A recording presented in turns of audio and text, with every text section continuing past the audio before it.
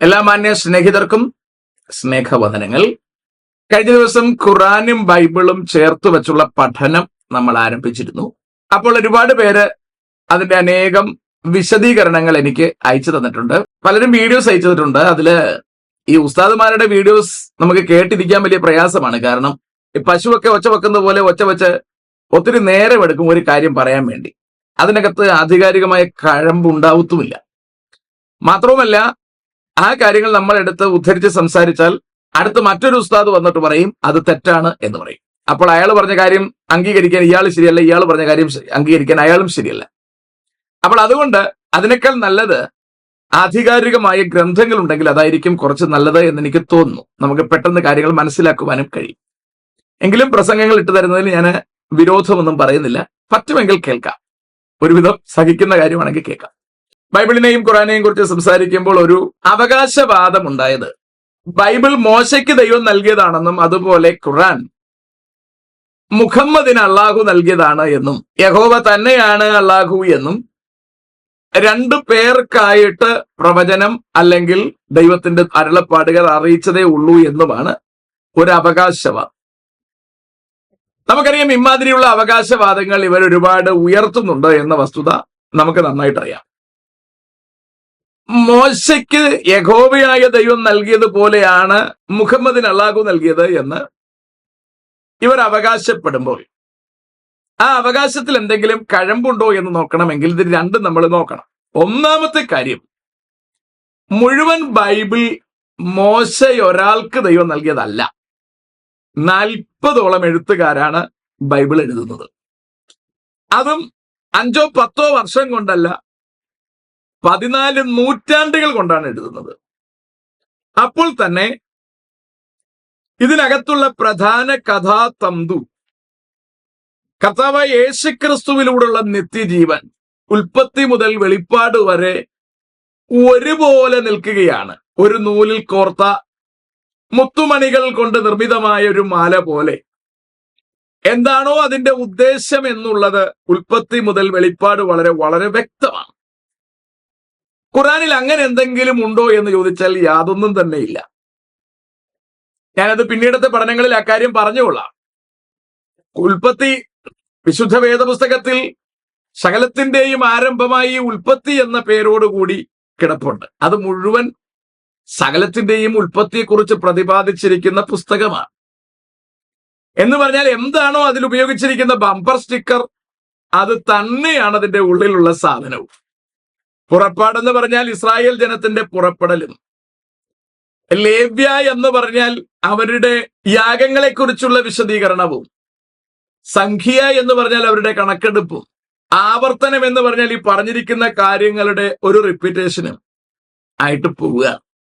യോശുവയുടെ പുസ്തകത്തിൽ യോശുവയുടെ കാലഘട്ടത്തിലെ വിശദീകരണങ്ങളും ന്യായാധിപന്മാരുടെ പുസ്തകത്തിൽ ന്യായാധിപന്മാരുടെ വിശദീകരണങ്ങളും തന്നെയാണ് വിശദീകരിച്ചിരിക്കുന്നത്. ഇതുപോലെ ഏത് പുസ്തകം എടുത്തു നോക്കിയാലും അതിന്റെ തലക്കെട്ടുമായി കൃത്യമായ ബന്ധം പുലർത്തി തന്നെയാണ് പുസ്തകം മുഴുവൻ കിടക്കുന്നത്. എന്നാൽ ഖുറാനിൽ അങ്ങനെയല്ല. ഖുറാനിൽ പശു എന്ന് പറഞ്ഞാൽ പശുവിനെ കുറിച്ചൊന്നും പറയുന്നില്ല. എട്ടുകാലി എന്നും പറഞ്ഞൊരു പാഠമുണ്ട്, അതിനകത്ത് എട്ടുകാലിയെ കുറിച്ചൊന്നും പറയുന്നില്ല. പിന്നെ മറിയത്തെ കുറിച്ച് പറയുന്നതിൽ 4 വാക്യമാണ് മറിയത്തെ കുറിച്ചുള്ളത്.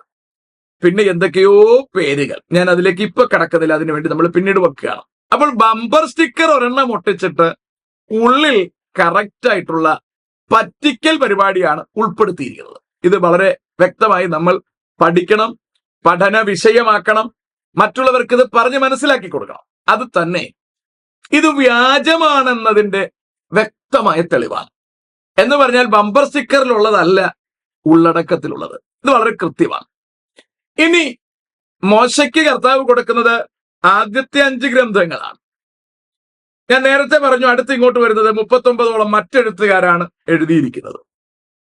മോശയ്ക്ക് ദൈവം കൊടുത്തത് പോലെയാണ് മുഹമ്മദിന് കൊടുത്തത് എന്ന് പറയുമ്പോൾ 2-3 കാര്യങ്ങളൂടെ അതിനോട് ചേർത്ത് പറയേണ്ടതുണ്ട്. കാരണം ഞാൻ പണ്ട് കോളേജിൽ പഠിക്കുമ്പോൾ മോശയുടെ എഴുത്തുകൾ ചോദ്യം ചെയ്യപ്പെടുകയും മോശയ്ക്ക് അന്നുണ്ടായിരുന്നത് പോലെ അല്ലെങ്കിൽ മോശയ്ക്ക് ദൈവം കൊടുത്തു എന്ന് നമ്മൾ അവകാശപ്പെടുന്നത് പോലെ അതിനു മുമ്പ് പലരും ഇങ്ങനെ ദൈവങ്ങളിൽ നിന്ന് എഴുത്തുകൾ മേടിച്ചിട്ടുണ്ട് എന്നും കൽപ്പനകൾ പ്രാപിച്ചിട്ടുണ്ട് എന്നും പഠനവും ചർച്ചാ വിഷയങ്ങളും ഉണ്ടായിട്ടുണ്ട്. അതിൽ പ്രധാനപ്പെട്ടയാള് ഹമ്മുറാബിയാണ്.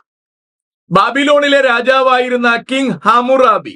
അയാൾ നിയമങ്ങൾ എഴുതിയിട്ടുണ്ട് എന്നും അയാൾ എഴുതിയിരുന്ന നിയമങ്ങൾക്ക് മോശയുടെ നിയമങ്ങളുമായി വളരെയധികം സാമ്യമുണ്ട് എന്നും അതുകൊണ്ട് മോശ പല നിയമങ്ങളും അതിൽ നിന്ന് കട്ടെടുത്തതാണ് എന്നുമൊക്കെ ആൾക്കാര് അവകാശം പറയുന്നത് ശ്രദ്ധപ്പെട്ടു. അന്നത്തെ കാലം, അന്ന് ചെറുപ്പമായിരിക്കുമ്പോൾ ഇതിനെക്കുറിച്ച് കൂടുതൽ പഠനങ്ങൾ നടത്താനുള്ള സൗകര്യങ്ങൾ നമ്മുടെ കയ്യിലില്ല. എന്നാൽ ഇന്നെല്ലാം നമ്മുടെ വിരൽത്തുമ്പിലായതുകൊണ്ട് ഇതെന്താണെന്ന് നോക്കുക ചെയ്യാം. ഓർക്കണം, മോശയ്ക്ക് ദൈവം നൽകുന്ന കൽപ്പനകൾ 613 എണ്ണമാണ്. നമുക്കിതെല്ലാം മാറ്റിവെക്കാം, 10 കൽപ്പനകൾ മാത്രം എടുക്കാം. ആ 10 കൽപ്പനകൾ ഹമ്മുറാബി എങ്ങും എഴുതി വെച്ചിട്ടില്ല. ഇനി ഹമ്മുറാബി മാത്രമല്ല, ഹമ്മുറാബി 1790 BC ആണ്. അതിനുശേഷമാണ് മോശ വരുന്നത്. ജെറോം പറയുന്നത് 1590കളാണെന്നാണ്. എന്ന് പറഞ്ഞാൽ 1600ഓളം വരുമെന്ന് നമുക്ക് പ്രതീക്ഷിക്കാം. അങ്ങനെയാണെങ്കിൽ പോലും ഹമ്മുറാബിക്ക് ശേഷം തന്നെയാണ് മോശ വരുന്നത്.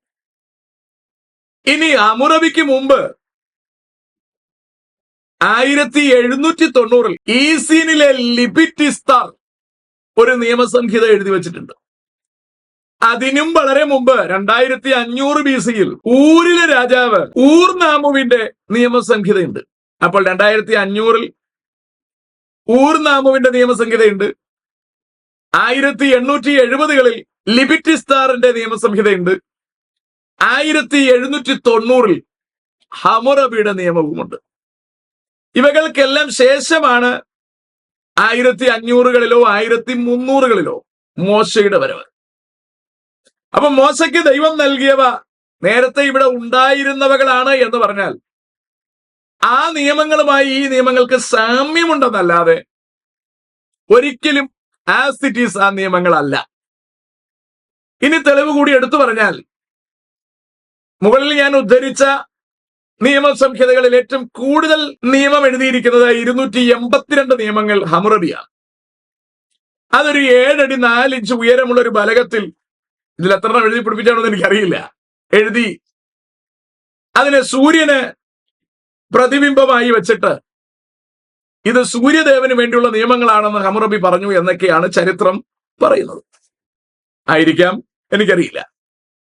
ഏതായാലും അതിലെ 2-3 നിയമങ്ങൾ ഞാൻ നിങ്ങളൊന്ന് വായിച്ചു കേൾപ്പിക്കാം. ഒരുവൻ മറ്റൊരുവനെ ഏതെങ്കിലും ആരോപണത്തിൽപ്പെടുത്തി വിലക്കിലാക്കുകയും പിന്നീട് ആരോപണം തെളിയാതെ വരികയും ചെയ്താൽ വിലക്ക് വരുത്തി വെച്ചവൻ കൊല്ലപ്പെടണം.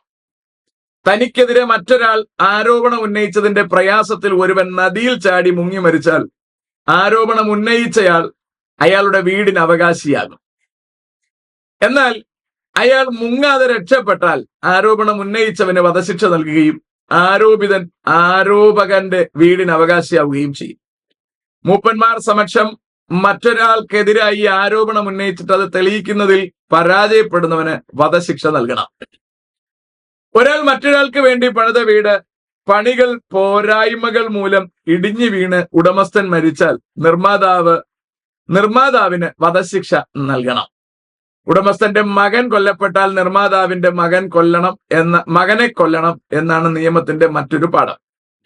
മുലയൂട്ടി വളർത്താനായി മാതാപിതാക്കളിൽ നിന്ന് ഏറ്റെടുത്ത കുഞ്ഞ് തന്റെ കൈവശം മരിച്ചെന്നിരിക്കെ മറ്റൊരു കുഞ്ഞിനെ കണ്ടെത്തി മരിച്ചുപോയ കുട്ടിയാണെന്ന നാട്യത്തിൽ വളർത്തിയവളുടെ മുലകൾ അരിഞ്ഞു കളയണം.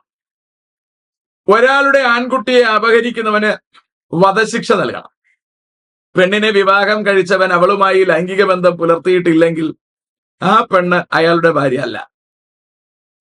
ഗർഭിണിയെ ആരെങ്കിലും തല്ലിയതിന്റെ ഫലമായി ഗർഭം അലസിയാൽ തല്ലിയവന്റെ മകളെ കൊല്ലണം. അപ്പൊ ഇതുപോലുള്ള നിയമങ്ങളാണ് ഹമ്മുറാബിയുടെ നിയമങ്ങൾ. അപ്പൊ നമുക്കറിയാം, ഈ നിയമങ്ങൾക്ക് മോശയ്ക്ക് കൊടുത്തിരിക്കുന്ന നിയമങ്ങളുമായി സാമ്യമുണ്ടെന്നേ ഉള്ളൂ, അല്ലാതെ ആസ് ഇറ്റ് ഈസ് ഒരു നിയമങ്ങളും ഇവിടെയില്ല. അതുകൊണ്ട് തന്നെ ആ നിയമങ്ങളിൽ നിന്ന് കോപ്പി എടുത്ത് എഴുതിയതാണെന്ന് ഒരിക്കലും പറയാൻ സാധ്യവുമല്ല. അപ്പോ ആ ഭാഗം ഏറെക്കുറെ വ്യക്തമായി കാണും ഞാൻ പ്രതീക്ഷിക്കുന്നു. അതവിടെ നിൽക്കട്ടെ. ഇനി മോശയ്ക്ക് കൊടുത്ത നിയമങ്ങൾ സമൂഹത്തിന് ഒരുപാട് നന്മയുണ്ടാക്കുന്ന, സമൂഹത്തിന്റെ നിലനിൽപ്പിന് അത്യന്താപേക്ഷിതമായ നിയമങ്ങളാണ്. എന്നാൽ 6-ാം നൂറ്റാണ്ടിൽ മുഹമ്മദിന് കൊടുത്തു എന്നിവർ അവകാശപ്പെടുന്ന നിയമങ്ങൾ ഏതാണ്? അത്തരത്തിലൊരു നിയമമില്ല. അടിസ്ഥാനപരവും ആധികാരികവുമായ യാതൊരു നിയമങ്ങളും ഖുർആനകത്തില്ല.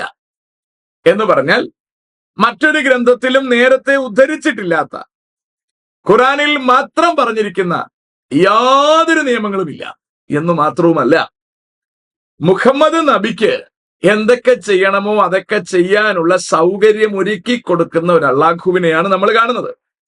മോശയ്ക്ക് മോശ പറയുന്ന വറുതിക്ക് നിൽക്കുന്ന, മോശയുടെ ഇഷ്ടങ്ങൾ അനുസരിക്കേണ്ടുന്ന തരത്തിന്, മോശയുടെ ഇഷ്ടങ്ങൾ നടപ്പിലാക്കാൻ പാകത്തിന് കാര്യങ്ങൾ ചെയ്തു കൊടുക്കുന്ന, ഒത്താശ ചെയ്തു കൊടുക്കുന്ന ഒരു ദല്ലാളായിട്ടല്ല നമ്മൾ യഹോവയെ പഴയ നിയമത്തിൽ കാണുന്നത്. ദൈവത്തിന്റെ പദ്ധതികൾ ചെയ്തെടുക്കാൻ മോശയോട് എഴുതി വെക്കാൻ ആവശ്യപ്പെട്ട് എഴുതി കൊടുക്കുന്ന ഒരു ദൈവത്തെയാണ് നമ്മൾ കാണുന്നത്. വെളിപ്പാടിലേക്ക് വരുമ്പോൾ മേലാൽ സംഭവിക്കാനിരിക്കുന്നത് എന്ന് പറഞ്ഞാൽ ഭാവിയിൽ എന്താണ് സംഭവിക്കാനിരിക്കുന്നത് എഴുതി വെച്ചോളാൻ പറയുന്ന ഒരു ദൈവത്തെയും നമ്മൾ കാണുന്നു. അതേ കാര്യം തന്നെ പ്രവാചക ഗ്രന്ഥങ്ങളിൽ ഉടനീളം നമ്മൾ കാണുന്നു. എന്താണ് സംഭവിക്കാൻ പോകുന്നത്? യു റൈറ്റ് ഇറ്റ് ഡൗൺ, നീ എഴുതി വെക്ക്. ഇത്തരത്തിൽ പറഞ്ഞ ഒരൊറ്റ വാക്യം പോലും നമുക്ക് ഖുറാനിൽ ലഭ്യമല്ല എന്നുള്ളതാണ് ഖുറാന്റെ മാന്യത കുറയ്ക്കുന്ന ഒരു സാധനം. ഖുറാനിൽ ഏതെങ്കിലും അവർ എഴുതിയിട്ടുണ്ടെങ്കിൽ അവകളെല്ലാം തന്നെ ബൈബിളിൽ നിന്ന് കോപ്പി അടിച്ചവകളാണ് എന്നതിന് സംശയവും വേണ്ട. അപ്പോൾ ചുരുക്കാർത്ഥം പറഞ്ഞു വിട്ടാൽ, മോശയ്ക്ക് ദൈവം കൊടുത്തിരിക്കുന്ന നിയമങ്ങളുമായി മുഹമ്മദ് നബിയുടെ നിയമങ്ങൾക്ക് യാതൊരു ബന്ധവും ഇല്ല എന്നതാണ് ഞാൻ പറഞ്ഞു വെച്ചതിന്റെ ചുരുക്കാർത്ഥം. ഇനി ഒരു പടി കൂടി കടത്തി പറഞ്ഞാൽ ഇതിന്റെ നേച്ചർ നമുക്കൊന്ന് നോക്കാം. മോശയ്ക്ക് ദൈവം കൊടുക്കുമ്പോൾ ദൈവമാണ് നേരിട്ട് പറഞ്ഞ് കാര്യങ്ങൾ കൊടുക്കുന്നത്. അവകൾ വളരെ കൃത്യമായി പറഞ്ഞു കൊടുക്കുന്നു. ചിലത് ദൈവം തന്നെ എഴുതിയും കൊടുക്കുന്നു. അവകളെല്ലാം വളരെ കൃത്യമായി റെക്കോർഡ് ചെയ്യപ്പെട്ടിട്ടുണ്ട്. എന്നാൽ മുഹമ്മദിന്റെ കാര്യത്തിൽ നമുക്കറിയാം, ആകെ പറഞ്ഞിട്ടുണ്ടെന്ന് അവകാശപ്പെടുന്നത് മൂപ്പര് ഒരു ഗുഹയ്ക്കകത്ത് കിടന്ന് ഉറങ്ങുന്ന സമയത്ത് ഏതാണ്ട് ഒരു മലക്ക് വന്ന് അയാളുടെ കഴുത്തിന് ഞെക്കി പിടിച്ചു എന്നും ഒരു എഴുത്ത് കാണിച്ചു എന്നും അത് വായിക്കാൻ പറഞ്ഞു. മൂപ്പർക്ക് വായിക്കാൻ അറിയില്ലല്ലോ, അത് മലക്കിന് അറിയില്ലായിരുന്നു. അങ്ങനെ പിന്നെ പുള്ളി ഒരുപാട് പ്രയാസപ്പെട്ടു. പിന്നെ പുള്ളിക്ക് വായിക്കാൻ പറ്റാത്തതുകൊണ്ട് ലാസ്റ്റിൽ മലക്ക് തന്നെ വായിച്ച് കേൾപ്പിച്ചു കൊടുത്തു. ആ കേൾപ്പിച്ച സാധനം പുള്ളി ഹൃദയത്തിൽ സംഗ്രഹിച്ചു എന്നൊക്കെയാണ് പറയുന്നത്. എഴുത്തും വായനയും അറിയാൻ മേലാത്ത ഒരാൾക്ക് ഈ വായിച്ച് കേൾപ്പിച്ചു കൊടുക്കുന്ന സാധനം, നീണ്ട കാര്യങ്ങൾ ഹൃദയത്തിൽ എങ്ങനെ സംഗ്രഹിക്കാൻ കഴിയും എന്നുള്ളത് തന്നെ നമുക്ക് ഊഹിക്കത്തക്കതേ ഉള്ളൂ. ഏതായാലും നമുക്ക് അവകളൊക്കെ ഊഹിക്കാനുള്ള ഊഹശേഷി കുറവാണ്. തൽക്കാലം ആ കാര്യങ്ങൾ അവിടെ ഇരിക്കട്ടെ എന്ന് വെച്ച് ഞാൻ ആ ഭാഗം അവിടെ നിർത്തുകയാണ്. വേദപുസ്തകത്തിൽ തുടക്കം മുതൽ ഒടുക്കം വരെ നമ്മൾ കാണുന്ന ദൈവത്തിന്റെ പൊസിഷൻ പിടിക്കാൻ ശ്രമിക്കുന്ന ഒരാളെ കാണാം. നമ്മൾ ലൂസിഫർ എന്നാണ് മൂപ്പരെ പറയുക. തുടക്കത്തിൽ അയാൾ ചെയ്തത്, യെശയ്യാ പ്രവചനം നല്ല കൃത്യമായി അത് വ്യാഖ്യാനിച്ചു വെച്ചിട്ടുണ്ട്. യെശയ്യാ പ്രവാചകൻ ആ ദൈവത്തിന് തുല്യനാവാൻ ശ്രമിച്ച ലൂസിഫറിനെ കുറിച്ച് വളരെ വ്യക്തമായി പറഞ്ഞിരിക്കുന്നത് ഒന്ന് ശ്രദ്ധിക്കാം. യെശയ്യാ പ്രവചനം 14-ാം അധ്യായം 9 മുതലുള്ള വാക്യങ്ങളൊന്ന് ശ്രദ്ധിക്കണേ. നിന്റെ വരവിങ്കൽ നിന്നെ എതിരേൽപ്പാൻ താഴെ പാതാളം നിന്റെ നിമിത്തം ഇളകിയിരിക്കുന്നു. ചെകുത്താനെ കുറിച്ച് പറയുകയാണേ, നീ നരകത്തിലേക്ക് ചെല്ലുമ്പോൾ നരകത്തിൽ പാതാളം നിന്നെ സ്വീകരിക്കാൻ തയ്യാറായിട്ട് നിൽക്കുകയാണ്. അത് നിന്നെ ചൊല്ലി സകല ഭൂപാലന്മാരുമായ പ്രേതന്മാരെ ഉണർത്തുകയും ജാതികളുടെ സകല രാജാക്കന്മാരെയും സിംഹാസനത്തിൽ നിന്ന് എഴുന്നേൽപ്പിക്കുകയും ചെയ്തിരിക്കുന്നു. കണ്ടോ, രാജാക്കന്മാർക്ക് സിംഹാസനത്തിൽ ഇരിക്കാൻ കഴിയില്ലാത്ത വിധം രാജാക്കന്മാരെ മുഴുവൻ ഇളക്കി വിട്ട് ബഹളം ഉണ്ടാക്കുന്ന ഇയാളാണ്. ഇപ്പൊ നമുക്കറിയാം ഇറാനിലെ രാജാവ് പെടുന്ന പാട്, ഹമാസിന്റെ നേതാവ്, ഹിസ്ബുള്ളയുടെ നേതാവ്, ലെബനന്റെ നേതാവ്, ഹൂതികളുടെ നേതാവ് ഒക്കെ കിടന്ന് ഓടുന്നതും ചാകുന്നതും നമ്മൾ കാണുന്നതാണ്. ഇവരെല്ലാം ഇളക്കി വിടുന്നത് ഈ ചെകുത്താനാണ്. ഇനി ശ്രദ്ധിച്ചോണം, ഈ ചെകുത്താനാണെന്ന് നിങ്ങൾക്ക് മനസ്സിലാവുമല്ലോ. അവരെല്ലാം ഇളക്കി വിടുന്ന ഒറ്റ ശക്തിയാണ്. ആ ശക്തിയാണ് ലോകത്തിന്റെ യഥാർത്ഥ ശക്തി എന്നിവർ തെറ്റിദ്ധരിക്കപ്പെടുകയാണ്. ഇവിടെയാണ് ഇതിന്റെ കഥ കിടക്കുന്നത്. ഞാൻ എന്തിനാ ഈ കാര്യം എടുത്തു പറയുന്നത് ചോദിച്ചാൽ, ദൈവം തന്റെ ജനത്തിന് കൊടുത്തിരിക്കുന്ന കൽപ്പന പോലെയാണ് അവകളിൽ തിരുത്തലുണ്ടെന്നും ഞങ്ങൾ തരുന്നതാണ് ശരിയെന്നും പറഞ്ഞ് ഒരെണ്ണം വരുന്നതിന്റെ പുറകിലെ ഛേദോവികാരം നിങ്ങൾ തിരിച്ചറിയണം. ഇത് ചുമ്മാ ഫേക്കാണെന്ന് നമ്മൾ പറഞ്ഞാൽ പോരാ, ഇത് ചുമ്മാ വ്യാജമാണെന്ന് പറഞ്ഞാൽ പോരാ. എന്താണ് ഇതിന്റെ പുറകിലെ യാഥാർത്ഥ്യമെന്ന് എന്റെ കേൾവിക്കാർ തിരിച്ചറിയണം. നിങ്ങൾ ഈ ജനത്തിന് അയച്ചു കൊടുക്കണം. ഇവരിത് വായിച്ച് പഠിക്കണം. ഇവർ തിരിച്ചറിയണം ഇല്ലെങ്കിൽ ഇവർ പിശാചിന്റെ കെണിയിൽപ്പെട്ട് നശിക്കേണ്ടതായി വരും. ദൈവം നമ്മളെ ഏൽപ്പിച്ചിരിക്കുന്ന ദൗത്യം അതാണ്. അപ്പോൾ ഇവിടെ ശ്രദ്ധിക്കുക, സകല ആൾക്കാരെ, സകല രാജാക്കന്മാരെ സിംഹാസനത്തിൽ നിന്ന് എഴുന്നേൽപ്പിച്ച് പെട്ടിയിലാക്കുന്നത്, സ്വർഗത്തിൽ ചെന്ന ഹൂറികളെ തരാം, അത് തരാം, ഇത് തരാം എന്ന് ഇവന്മാർ ചാവ നടക്കുകയാണ്. ഇവരാണ്. അടുത്ത് പറയാ, അവരൊക്കെയും നിന്നോട് നീയും ഞങ്ങളെപ്പോലെ ബലഹീനനായോ, നീയും ഞങ്ങൾക്ക് തുല്യനായി തീർന്നുവോ എന്ന് പറയും. എന്ന് പറഞ്ഞാൽ നരകത്തിൽ ഇപ്പോ നമ്മുടെ ഇസ്മായിൽ ഖനിയയും യഹ്യ സിൻവാറും നസറുള്ളയും ഒക്കെ പോയിരിക്കുകയാണ്. ഖൊബാനി അടുത്താഴ്ച പോവും. അപ്പൊ ഇവരെല്ലാരും ഇങ്ങനെ പോയിരിക്കുകയാണ്. അപ്പൊ ഇവരെല്ലാരും ചെന്ന് അവിടെ ഇങ്ങനെ കൂറികളെ കിട്ടും, മദ്യപ്പുഴ കിട്ടും എന്നൊക്കെ പറഞ്ഞ് വളരെ പ്രതീക്ഷയിൽ ചെന്ന് പാതാളത്തിൽ അങ്ങനെ ഇരിക്കുമ്പോ ലൂസിഫറിന് ഇവിടുന്ന് തട്ടിയകത്തോട്ട് തട്ടുകയാണ്. അപ്പൊ അവൻ ചെല്ലുകയാണ്. അവൻ ചെല്ലുമ്പോൾ യാഹ്യ സിൻവാറും ഇസ്മായിൽ ഖനിയൊക്കെ ചോദിക്കുക, എടാ നീ ഞങ്ങളെപ്പോലെ ആയോ? കേട്ടോ, വാക്യം ശ്രദ്ധിക്കൂ. നീയും ഞങ്ങളെപ്പോലെ ബലഹീനനായോ, നീയും ഞങ്ങൾക്ക് തുല്യനായി തീർന്നുവോ എന്ന് പറയും. എത്ര ഗൗരവമുള്ളതാണ്, ആലോചിച്ച് നോക്കൂ. എങ്ങനെ നടക്കേണ്ടുന്ന മനുഷ്യന്മാരാണ് ഇവരൊക്കെ. ഇവർക്കൊക്കെ ഒരു സ്വർഗം ഒരുക്കി വച്ചിട്ടുണ്ടെന്ന് പറഞ്ഞു പഠിപ്പിച്ച ഈ ലൂസിഫറിന്റെ പുതിയ മോഡൽ സാധനം ഈ ജനത്തിന്റെ എല്ലാം തലച്ചോറിനകത്ത് കടത്തിയിരിക്കുന്നത് ഒരു തെറ്റിദ്ധാരണയാണ്. അത് ഈ ജനത്തിന് അറിയില്ല. ഇതേ തെറ്റിദ്ധാരണയാണ് ഏദൻ തോട്ടത്തിൽ ആദമിന്റെ ഭാര്യയ്ക്ക് ഹവ്വയ്ക്ക് കടത്തി കൊടുക്കുന്നത്. ആ തെറ്റിദ്ധാരണയിൽ കുഴഞ്ഞു പോയിരിക്കുകയാണ് ഈ ജനം. പാവം ഈ ജനത്തിന് അറിയില്ല. അതാണ് ഇതിന്റെ പ്രത്യേകത. ഇവിടെ കണ്ടോ, അപ്പോൾ ആദ്യം നരകത്തിൽ പ്രതീക്ഷയോടെ ഹൂറികളെ കാണാൻ ചെന്നിരിക്കുന്നവൻ കാണുന്നത് അവരുടെ കൂടെ ചെന്ന് ചാടിക്കൊടുക്കുന്ന ഇവരെ വഴിപിഴപ്പിച്ച ഫിലോസഫിയുടെ നേതാവായ ലൂസിഫറിനെയാണ്, അള്ളാഹയാണ്. അള്ളാഹയെ കാണുമ്പോൾ ഇവർ ചോദിക്കുകയാണല്ലോ, നീ ഞങ്ങൾക്ക് തുല്യനായോ, ബലഹീനനായോ? അടുത്ത് ചോദിക്കാം, നിന്റെ ആഡംബരവും വാദ്യഘോഷവും പാതാളത്തിലേക്ക് ഇറങ്ങിപ്പോയി.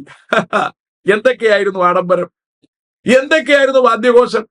ലോകം മുഴുവൻ കൈക്കലാക്കാനുള്ള ശ്രമം നടത്തുകയാണ്. വഖഫ് എന്ന് പറഞ്ഞ് ഇവിടെ ഒരു ലാൻഡ് ജിഹാദ് നടക്കുകയാണ്, ദേശം മുഴുവൻ കൈക്കലാക്കാൻ. ക്രൈസ്തവ രാഷ്ട്രങ്ങളായിരുന്ന ഇറാൻ ആയാലും ഇറാഖ് ആയാലും ലെബനൻ ആയാലും ഈജിപ്റ്റ് ആയാലും എല്ലാം ഇവർ ഇതുപോലെ കൈക്കലാക്കുകയാണ് ചെയ്യുന്നത്.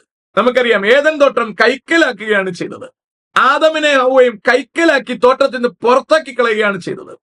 ആ സെയിം സാധനത്തിന്റെ 6-ാം നൂറ്റാണ്ട് പതിപ്പാണ് നമ്മൾ ഇന്ന് കണ്ടുകൊണ്ടിരിക്കുന്ന ഈ ജിഹാദ്. അത് തിരിച്ചറിയണം നമ്മൾ. 6-ാം നൂറ്റാണ്ടിൽ പുറത്തു വന്ന വേദം തികഞ്ഞ ലൂസിഫറിന്റെ വേദമാണ്. അത് കർത്താവിന്റെ വേദത്തിൻ്റെതാണെന്ന മട്ടിനിറക്കിയതിലാണ് അവരുടെ വിജയം. അത് തന്നെയാണ് നമ്മൾ ഏദൻ തോട്ടത്തിൽ കാണുന്നത്. ഏതെങ്കിലും വൃക്ഷത്തിന്റെ ബലം തിന്നരുതെന്ന് വാസ്തവമായി കൽപ്പിച്ചിട്ടുണ്ടോ? കണ്ടോ, ആ ചോദ്യം തന്നെ വഴിതെറ്റിക്കാനുള്ളതാണ്. ആ ചോദ്യത്തിനുള്ള അവസരം ഹവ്വ കൊടുക്കാതിരുന്നു എങ്കിൽ ഹവ്വയ്ക്ക് തോട്ടം നഷ്ടമാവില്ലായിരുന്നു, മരിക്കേണ്ട അവസ്ഥ വരുമായിരുന്നില്ല. ഇവകളെല്ലാം വന്നത് ആ ഒരു ചോദ്യത്തിന് ചെവി കൊടുത്തത് കൊണ്ടാണ്.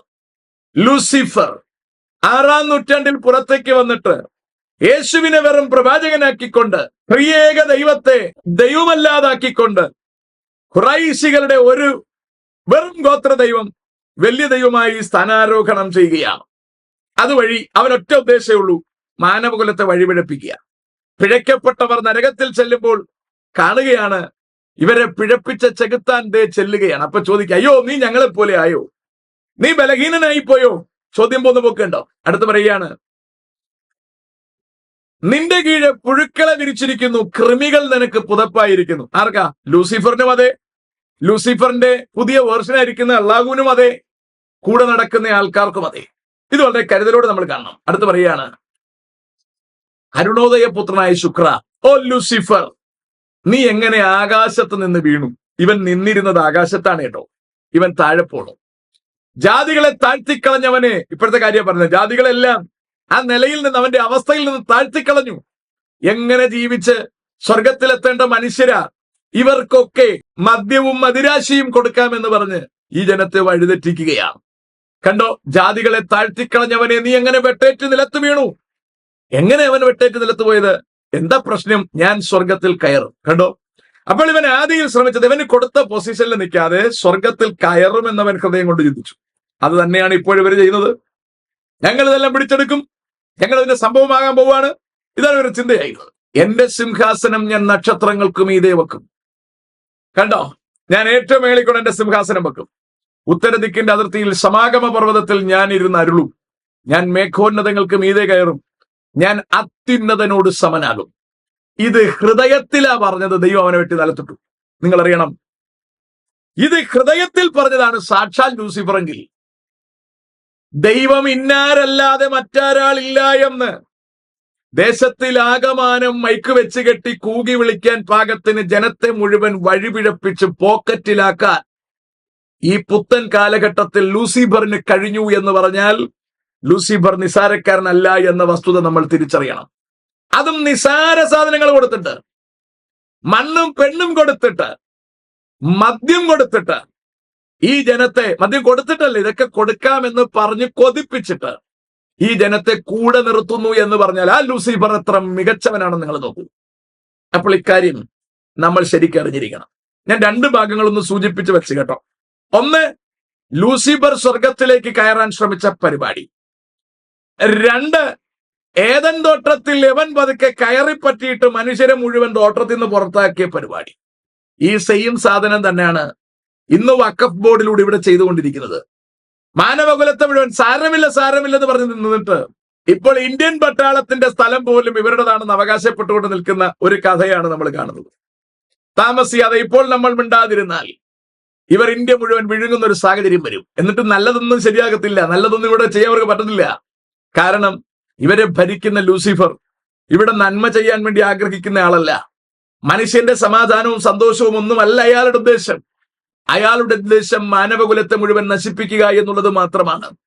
അതുകൊണ്ടാണ് ഇവിടെയുള്ള ഇഞ്ചീലിലും തോറയിലും തിരുത്തൽ വരുത്തിയിട്ടുണ്ടെന്നും ഞങ്ങൾ നിങ്ങൾക്ക് പുതിയത് തരാമെന്നും പറഞ്ഞ് ശരിക്കും ചെകുത്താൻ നമുക്ക് ഒരു മാനുസ്ക്രിപ്റ്റ് കൊണ്ടുവരുന്നത്.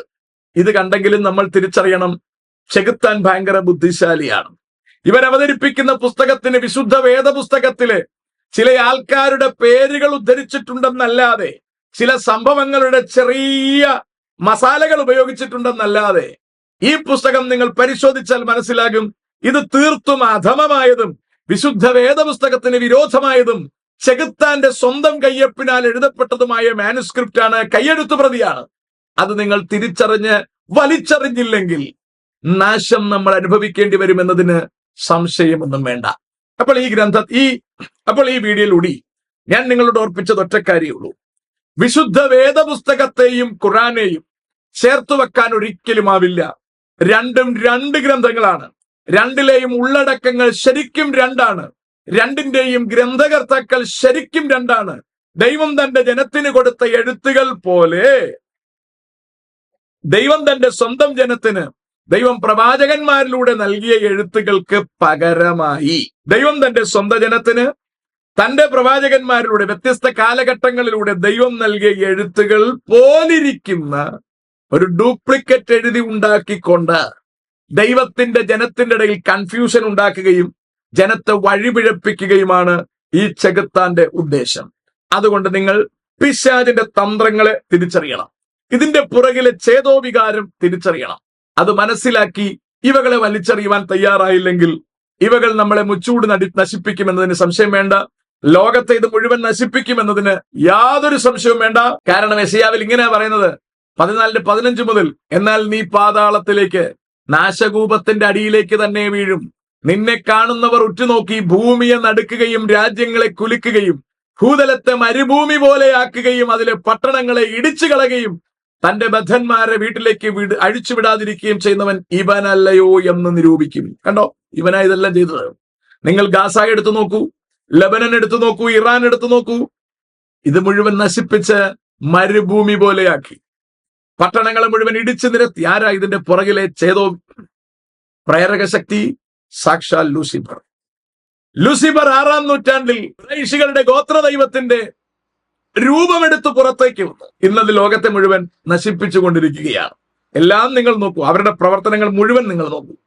മറ്റുള്ളതിനെ മുഴുവൻ നശിപ്പിക്കുക, സമാധാനമായ മുഴുവതിനെയും ഇല്ലാതാക്കുക, സമാധാനം എന്ന് പറഞ്ഞ് ജനത്തിന്റെ ഇടയിൽ നുഴഞ്ഞു കയറുക, മുഴുവൻ വിപത്തുണ്ടാക്കുക. കഴിഞ്ഞ ദിവസം നിങ്ങൾ കണ്ടില്ലേ, തേക്കടിയില് കാശ്മീരിൽ നിന്ന് കച്ചവടക്കാരന്മാർ ഇവിടെ വന്ന് കച്ചവടം ചെയ്തിട്ട് യഹൂദന്മാർ വാങ്ങാൻ ചെന്നു എന്ന് പറഞ്ഞ് അവരെ കടയിൽ നിന്ന് ഇറക്കി വിട്ട സംഭവം. ഇവന്മാരുടെ നേച്ചർ ഇത് തന്നെയാണ്. അത് ഇവരുടെ പ്രശ്നമല്ല. ഇവരുടെ മേൽ വ്യാപരിക്കുന്ന ലൂസിഫറിന്റെ പ്രത്യേകതയാണ്. ആ ലൂസിഫർ അല്ലാതെ മറ്റൊരു ദൈവമില്ലെന്ന് ദിനേനെ 5 വട്ടം വിളിച്ചു പറയുന്ന ഈ ജനത്തിന് ആ ലൂസിഫറിനെ അനുഗമിക്കാതിരിക്കാനാവില്ല. പക്ഷെ പാവം ജനത്തിന് അറിയില്ല അത് ലൂസിഫർ ആണെന്നും അത് വീണുപോയ ദൂതനാണെന്നും അവന്റെ ഗ്രന്ഥം അപകടം വരുത്തുന്നതാണെന്നും പാവം ഈ ജനത്തിന് അറിയില്ല. ഈ ജനം അത് തിരിച്ചറിഞ്ഞിരുന്നു എങ്കിൽ ഈ ജനം മാനസാന്തരപ്പെടുമായിരുന്നു, ഈ ജനം സ്വർഗരാജ്യത്തിലെത്തുമായിരുന്നു. ഈ ജനത്തിന്റെ കണ്ണുകൾ പ്രകാശിപ്പിക്കപ്പെടുവാൻ എന്നെ കേൾക്കുന്ന ദൈവമക്കൾ പ്രാർത്ഥിക്കണം. ഈ ജനത്തിലേക്ക് നിങ്ങൾ ഇത് എത്തിച്ചു കൊടുക്കണം, ജനത്തിന് പറഞ്ഞു കൊടുക്കണം. കേൾപ്പാൻ ചെവിയുള്ളവൻ കേൾക്കട്ടെ, മാനസാന്തരപ്പെടട്ടെ. നിങ്ങൾ അതിനുള്ള ചൂണ്ടുപലകളായി മാറുക. ദൈവം നമ്മെ അനുഗ്രഹിക്കുമാറാകട്ടെ. എല്ലാവർക്കും നന്ദി.